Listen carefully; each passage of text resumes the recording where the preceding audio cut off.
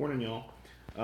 So I have been trying to learn more and more about Psalms because as I've been exploring the monastic movement, one of the things I've been encouraged to do is read Psalms daily. At first, it was a program to read through the Psalms in 30 days. I used this book here. It's called the St. Helena's Psalter. Um, and while I was using it, the first thing I noticed is that I just really struggled with all the negative language, what I would call negative language. There was so much like destroy our enemies and leave them childrenless, and it was so hard for me to just wrap my head around that and read that in a way that I felt like was drawing me closer to God.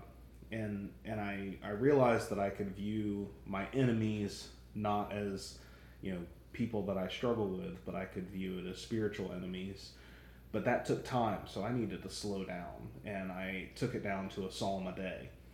And as I've been doing the psalm a day, I've also been exploring other psaltery books. So St. Helena's Psalter is used in a monastery, and it was specifically designed to be a call and response psalms reading, maybe chanted with plain song, which is just a monotone almost singing.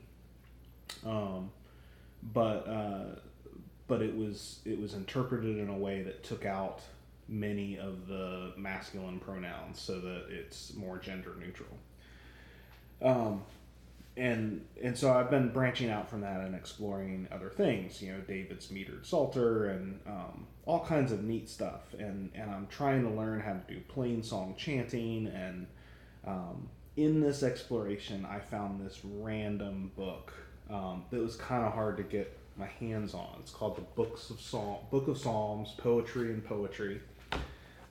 It's by a guy named Jeffery M. Cohen, and and he's a Jewish person who has really taken on the Psalms as poetry, and did a lot of scholarly work to interpret it from its original Hebrew in a way that keeps both the meter that you find in metered psalms and rhyme, which wasn't actually a part of the original Hebrew because they didn't have rhyme in their poetry.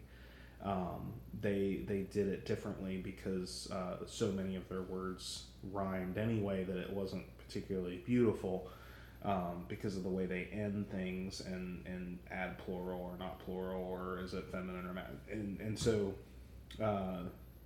they didn't have the rhyming stuff, but they would often do word plays or change the letter up.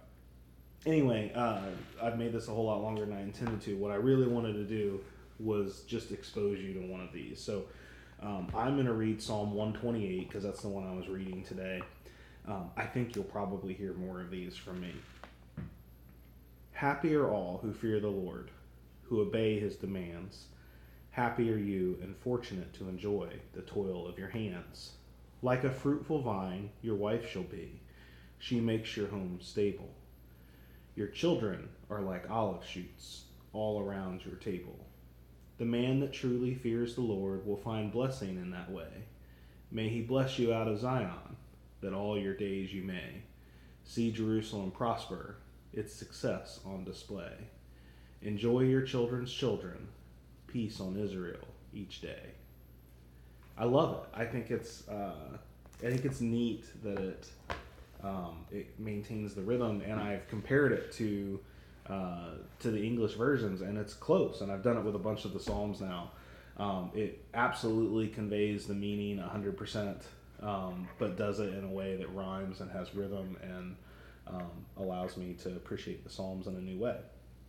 I hope you enjoyed it too. Talk to you later.